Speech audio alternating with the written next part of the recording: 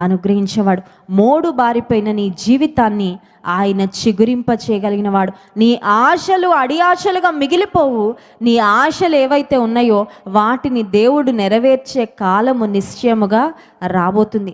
సామెతల గ్రంథం 23వ అధ్యాయము 18వ వచనంలో ఒక వాగ్దానం రాయబడింది చూడండి. సామెతల గ్రంథం 23వ అధ్యాయము 18వ వచనం, నిశ్చయముగా ముందుగతి రాని వచ్చును, నీ ఆశ భంగము కానేరదు. హల్లెలూయా. ఇది దేవాది దేవుడు మనకిస్తున్న వాగ్దానం. నిశ్చయముగా ముందుగతి రానే వచ్చును, నీ ఆశ భంగము కానేరదు. నువ్వు దేని కొరకు ఆశిస్తున్నావో, నీవు దేని కొరకు నిరీక్షిస్తున్నావో, నీవు దేని కొరకు ప్రార్థన చేస్తున్నావో, దేని కొరకు నీవు కనిపెట్టుకొని ఉన్నావో, దేవుడు నిశ్చయంగా నీ ప్రార్థనలకు, నీ ఆశలకు ఆయన నెరవేర్పును అనుగ్రహించబోతున్నాడు. నీ పరిస్థితుల్లో ఆయన తన సహాయమును అందించబోతున్నాడు.